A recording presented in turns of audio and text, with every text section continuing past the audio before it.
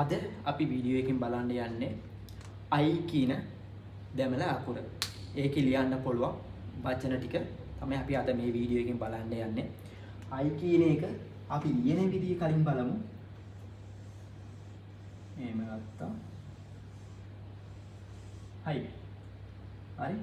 දැන් සාමාන්‍ය කලින් වීඩියෝස් වල අපි බලපු අකුරු වලටයි මේකටයි පොඩි ඩිෆරන්ස් එකක් එක්ක මේක යන්නේ.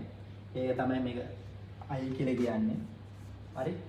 දැන් I කියන එක අපි බලන්නේ පළවෙනි බිඳුවත් එක්කම පටන් අරන් මේ විල්ලා. හරි. I කියන එකේ අපිට ලියන්න පුළුවන් වචන ටිකක් බලමු. පළවෙනි එකට අයියම්. අයියම්. හරි. අයියම් කියන්නේ සැකය. හරි. දැන් සාමාන්‍යයෙන් අපි සැකය කියලා කියන්නේ ඔයා ගැන මට සැක හිතෙනවා.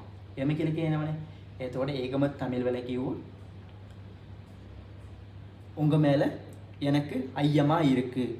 එහෙම කියලා කියන්න පුළුවන්. ඒ කියන්නේ ඔයා ගැන මට සැක හිතෙනවා.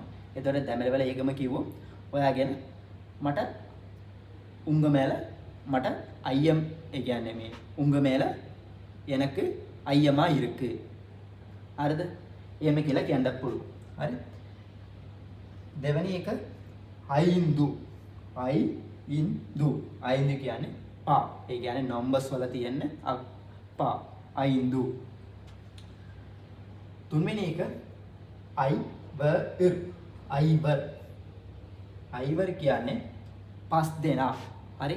දැන් අපි කියනවනේ මේ එක තැනක යාළුවෝ පස් දෙනෙක් විතර කතා කරගෙන ඉන්නකොට අපි කියනවා පස් දෙනා අතන ඉන්නවා කියලා. එතකොට ඒකම දෙමළ වල කිව්වොත් අතන පස් දෙනෙක් ඉන්නවා. ඒ කියන්නේ අයිවර් අතන ඉන්නවා. අයිවර් අතන ඉරිකරාන. එහෙම කියලා කියන්න පුළුවන්. හරිද? අන්තිමට අපි බලන්නේ අයිසර්වයම්. අයිසර්වයම්.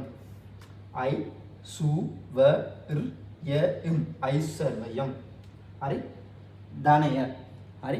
ඒ කියන්නේ දැන් අයිසර්වයම් කියන්නේ සාමාන්‍ය එක ගෙදරක ගොඩක් සල්ලි තියෙනවා, වත්කම් තියෙනවා. එහෙම කියන කට්ටියට අපි සාමාන්‍ය ධනෙ තියෙනවා කියලානේ කියන්නේ. ඒකට තමයි අයිශ්වර්යම් කියලා කියන්නේ. හරි.